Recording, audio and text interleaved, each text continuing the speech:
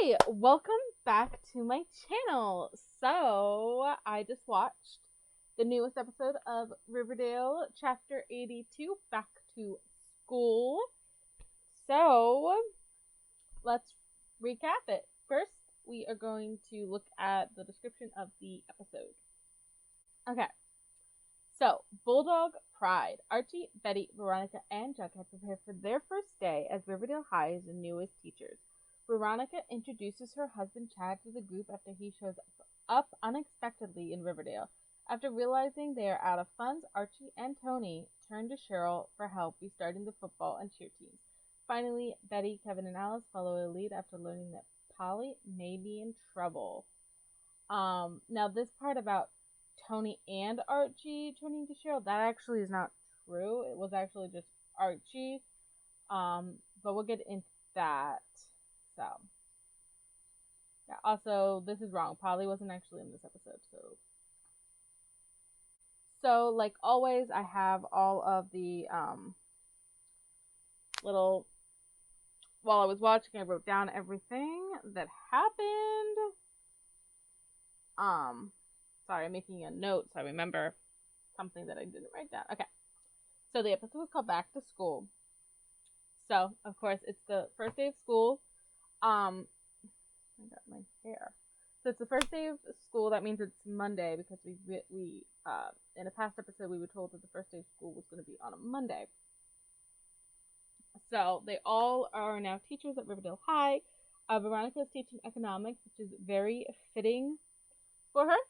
Archie is teaching RROTC, which I don't remember being an actual class in the older seasons of Riverdale, but I guess it was, or at least it is now. Betty is teaching shop class, but apparently she keeps on getting questions about her father being the Black Hood, and her class is scared of her because of that.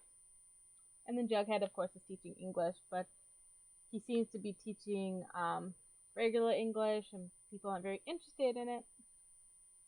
And then his class finds out that he is also working at Pop, so they kind of make fun of him for that, and they're not interested in the reading, and then they make a snide comment about they thought he was a famous author. And then we already knew that Tony was the guidance counselor and then Kevin taught drama. So Veronica wants to open a jewelry store in Riverdale in a video store, which I believe it's from Blue Velvet Videos. So it turns out Blue Velvet Videos has shut down. Now, on a side note, we never did find out Mr. Honey's connection with Blue Velvet Video and everything, because for a while we all thought he was the auteur, because he knew about the red room, right? The red room, the violet room. He knew about the room with the snuff films in it. And then he went to Stonewall Prep. I wonder if he's still the principal of Stonewall Prep, because Stonewall Prep is still a part of Riverdale, because it's the rival school to Riverdale. So I wonder if he still is the principal there. Because like his storyline wasn't really finished, because like they never did go into detail about his connection with Blue Velvet Videos. Anyway, so Blue Velvet Videos has closed down, and it looks like that's the video store that Veronica wants to open up a jewelry store in. So Jughead decides to interview Tabitha Tate, because in the last episode, when Pop retired, he wrote a speech and then sent that to his editor to get it off of his back, and they loved it and said that he needs to write the story on Pop Tate. So he interviews Tabitha, who's Pop's granddaughter. So apparently, we learned a little bit about Tabitha's backstory.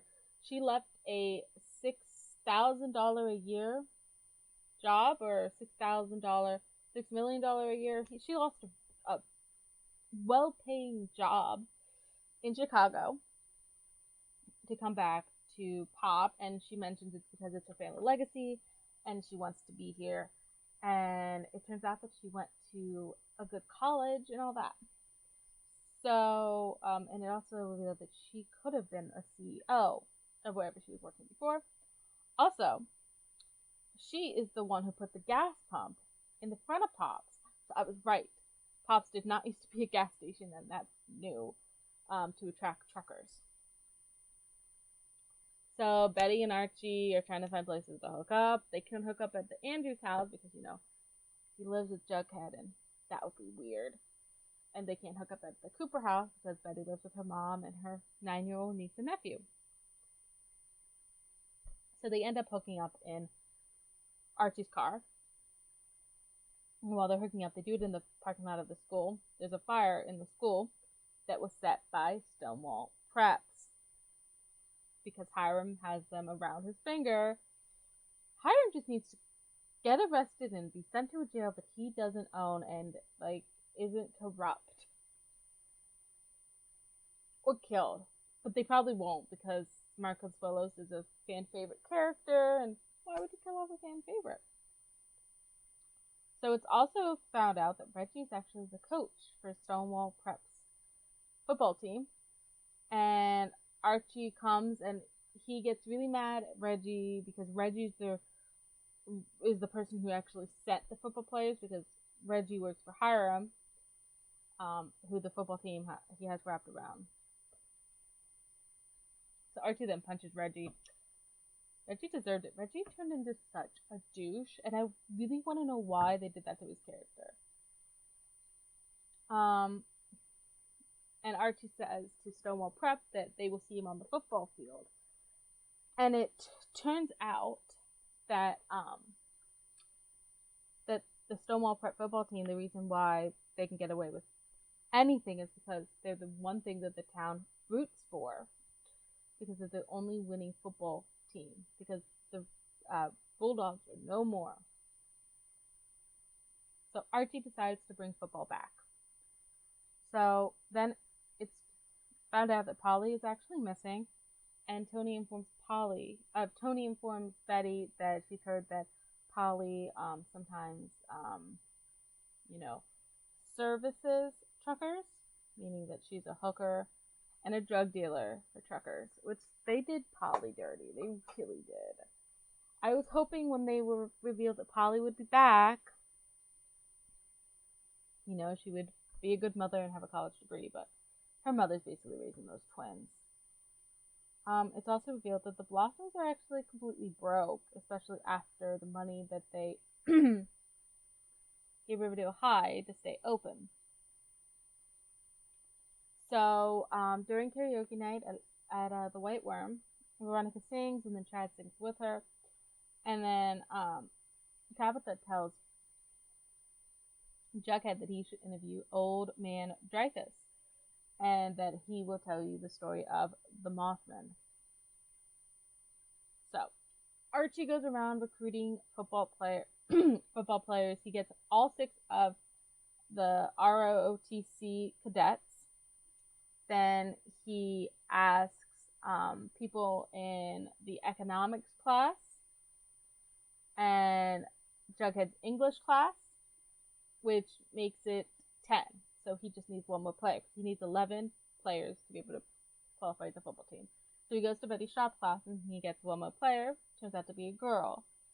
So he's okay with that. I mean, why wouldn't he be? He's Archie. He's very open-minded, and he needed the player. So 10 boys and 1 girl, and no one seems to have a problem with it. Which it makes sense. It's 2021 in the show. Well, actually, it should be a lot later, but I don't know what's going on. So then he needs to find money for the football team. So he goes to ask Cheryl, because first he asks Tony, and Tony says that they don't have any money in the budget, and he asks Tony if she can ask Cheryl, and she's like, I already took in my one favor for Cheryl. So he goes to ask Cheryl, and Cheryl says no. He brings up her brother, and Cheryl kicks him out. Never mention Jason in front of Cheryl. Kevin and Betty decide to go on a stakeout. And while on the stakeout, they find the guy who was messaging Betty, and he tells them that he didn't do anything to her, but left her on the side of the road because she was freaked out, probably because she was high on Jingle Jangle. And so they have a lead. So it turns out that Tony was able to revive the River Vixens. by making sure she budgeted money from last year into this budget to bring back the River Vixens, and she is actually the HIBC. She has a new HIBC shirt, and I don't know why they would do that because Tony knew how important that was to Cheryl. And now, this is what I'm hoping. That she did that just to bring Cheryl out of Thornhill. And that's the reason she is doing this, is to get Cheryl to come back to be the HBIC. Because Cheryl she lost that mojo. And apparently they're their own team and they're going to actually go to competitions. And so Miss Bell is actually keeping Cheryl in the loop. Cheryl asked Miss Bell to keep her in the loop. Now, at the end of the episode, we also found out that she's keeping someone else in the loop, which I don't know why Miss Bell would do this, because she was one of the persons who voted to keep Riverdale open. But, so she kept Cheryl in the loop. She called Cheryl, tells Cheryl about the River Vixens being revived and Tony being the HIBC. And Cheryl is upset. It also turns out that they are forging paintings to get real paintings appraised, and then they're forging the fake paintings and then giving them the fake paintings without them knowing, because they're broke. So Betty and Alice ended up finding Polly's things on the side of the road, but no cell phone. It's also revealed that Veronica still owns the Pembroke and that her dad does not, because if we remember, it was actually Hermione's name, and if Hermione was smart, she would never put it in Hiram's name. So it looks like she put it in Veronica's name, which also makes sense of why Smithers is back. So it also turns out that Hiram actually offered Chad a job to help with real estate, which Hiram is getting involved in Veronica's life again. And when Chad tells Veronica that, she looks pissed. So Archie comes over and actually asks Veronica if she will be willing to sponsor the Bulldogs and give them the money to restart. And she says yes, she was a vixen and she made it her duty to always support the Bulldogs. Now we see Chad is actually very upset, especially when Veronica says okay, because he looks like she should have asked for his permission, like because he's the guy, the woman needs the guy's permission. And Archie says he will pay her back, but then Chad gets upset at that and says she'll pay us back. And Archie's like, yeah, you too, I'll pay both of you back. And then Chad, being the douche he is, also previously Veronica mentioned that she wanted to stay in Riverdale and live with the Pembroke. Because Chad mentioned buying their own house in Riverdale. She's like, no, we're staying at the Pembroke, but she agrees to renovate it. So Chad has an idea, not a good one, and tells Archie that instead of paying us back, how about you just, renovate the Pembroke for us? And so Archie actually, he agrees. He kind of looks a little nervous, and it looks very awkward, but he agrees, says he'll get some of his dad's old crew to see if they can help. We still don't know what happened to Andrew's construction, but so Veronica's actually really upset that Chad did that, and she, he uses his charm to say he's sorry, and then he says, how about we get dinner? And she's like, yes, let's get takeout from Pops. He's like, no, I can't stand another greasy burger, which is just that's an insult to Pops. And he says, your dad told me about this place called Mia's. And she gives in, but she looks upset.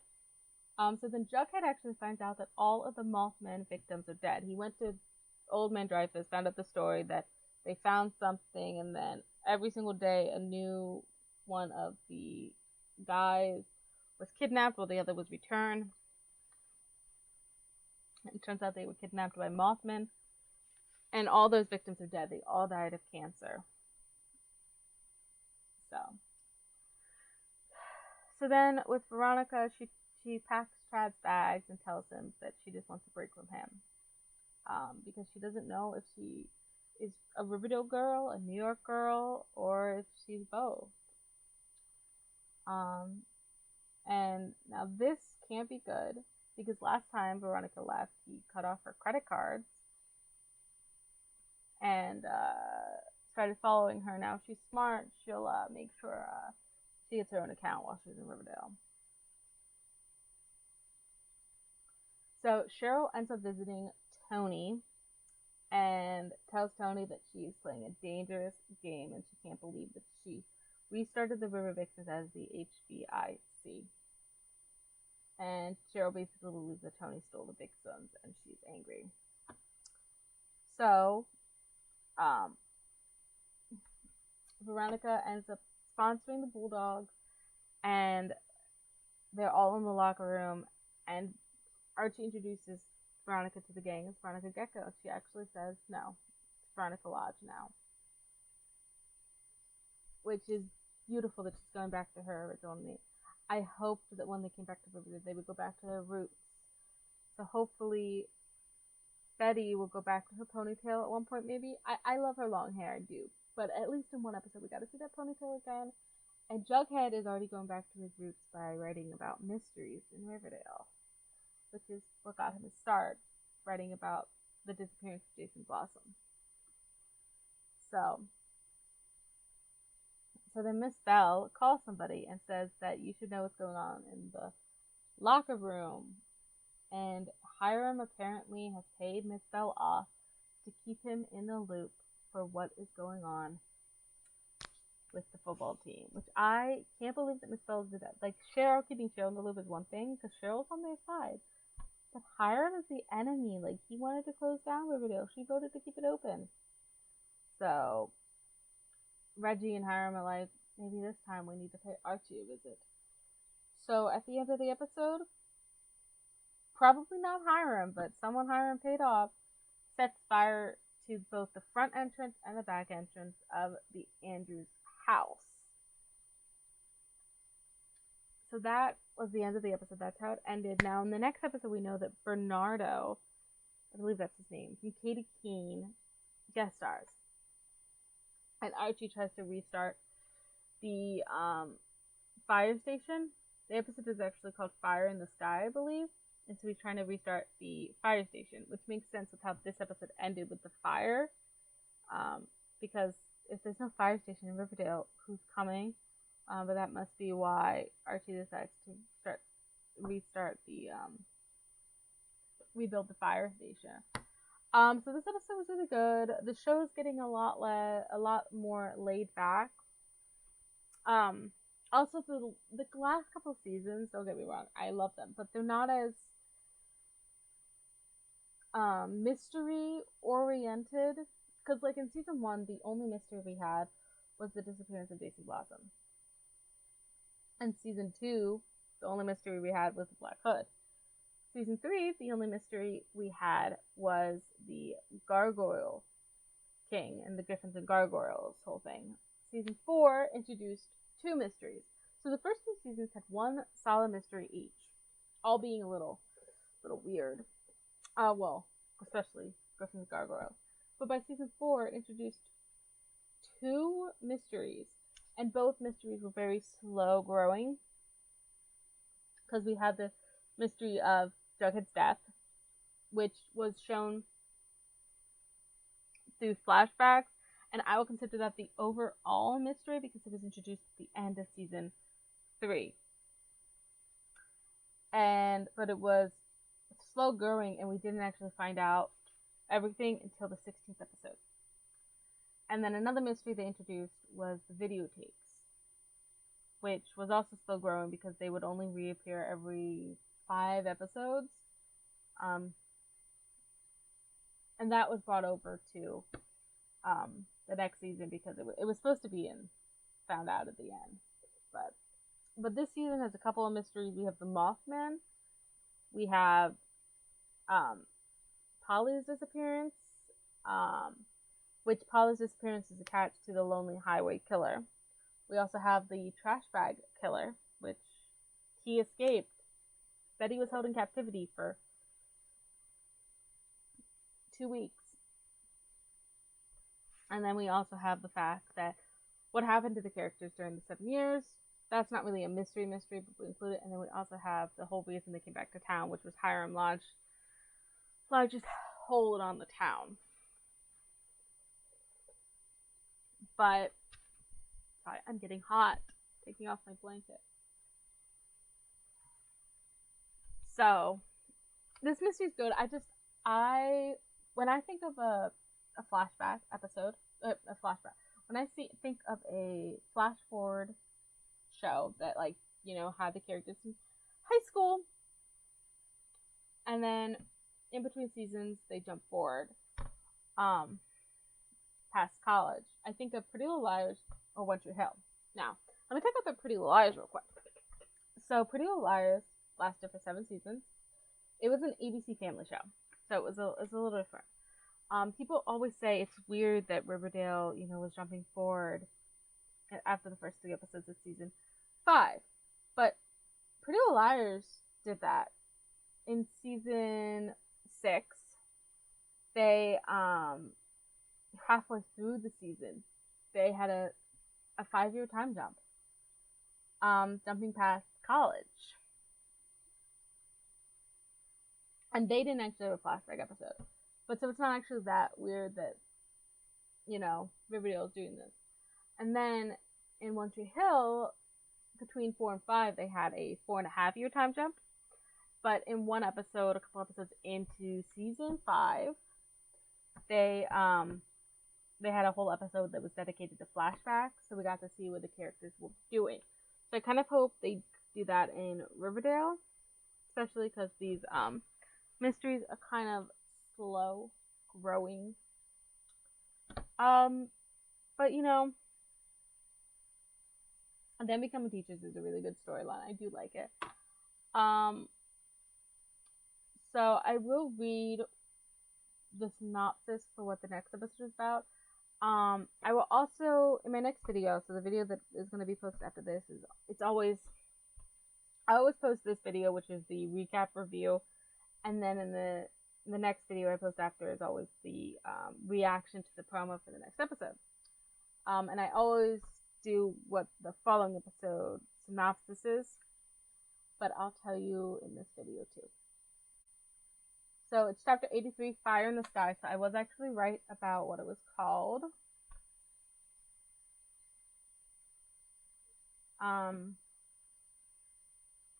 Now, there's no episode mentioned for after it, so this could be the mid-season finale.